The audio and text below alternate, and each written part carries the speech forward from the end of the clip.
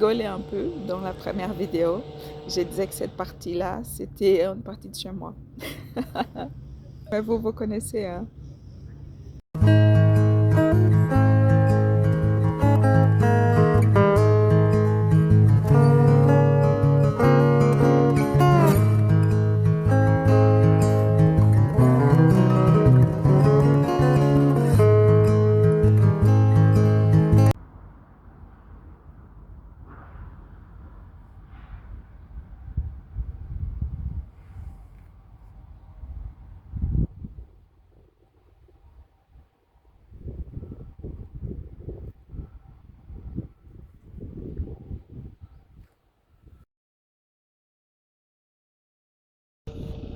Bonjour, sans le café. Voilà, donc je passe aujourd'hui pour faire la traduction de Actes chapitre 4.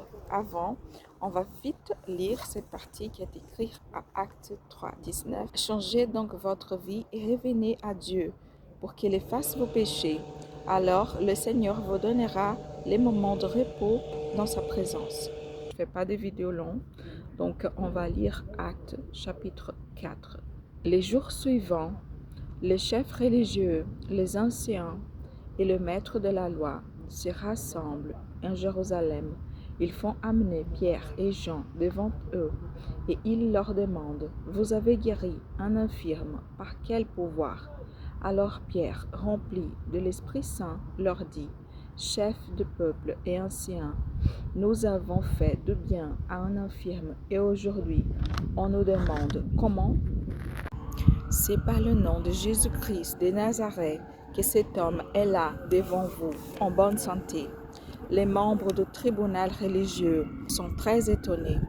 Ils voient que Pierre et Jean parlent avec assurance et en même temps, ils se rendent compte que ce sont des hommes simples et sans instruction. Ils reconnaissent que Pierre et Jean étaient avec Jésus. Ils voient l'homme guéri à côté des deux apôtres. Ils ne trouvent rien à répondre.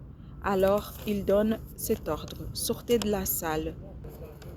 Après, ils se mettent à discuter entre eux. Ils se disent: qu'est-ce que c'est qu'on va faire à ces gens-là? Il faut éviter que cette nouvelle se répande partout dans le peuple. Alors, nous allons les menacer pour qu'ils ne parlent plus à personne au nom de Jésus. Ils appellent Pierre et Jean. Arrêtez complètement de parler et d'enseigner au nom de Jésus. Mais les deux apôtres leur répondent: qu'est-ce que c'est qui est juste aux yeux de Dieu? Vous écoutez ou d'écouter Dieu? Nous avons tous une nécessité d'être approuvés par les personnes de notre entourage et c'est normal. C'est normal pourquoi? Parce que l'être humain est considéré comme un animal social.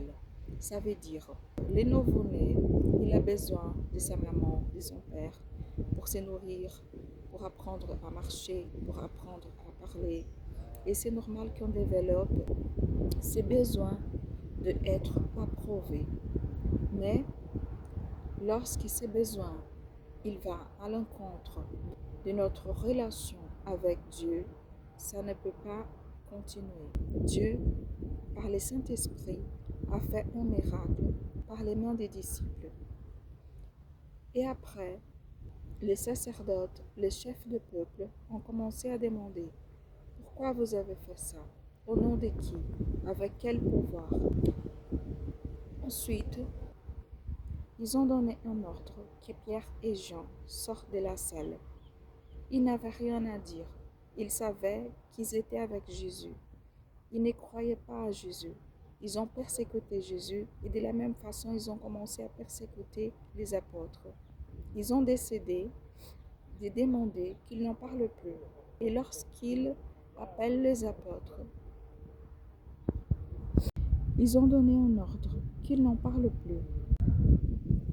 Mais là, si on doit choisir entre la volonté de l'homme et la volonté de Dieu, qu'est-ce qui est approuvé par l'homme et qu'est-ce qui est approuvé par Dieu?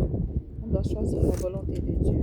Comme Pierre, qu'est-ce que c'est juste aux yeux de Dieu? Qu'on écoute à vous ou qu'on écoute à Dieu? Et c'est comme ça qu'on doit faire. Mais vous pouvez me dire, mais moi, je préfère écouter Dieu. Est-ce que ça c'est vrai? Parfois, le Saint-Esprit, il demande à nous de faire des choses et on pense comme ça. Mais moi, si je fais ça, qu'est-ce que les gens vont penser de moi? Que nous puissions être guidés par le Saint-Esprit et que nous puissions choisir d'être approuvés par Dieu.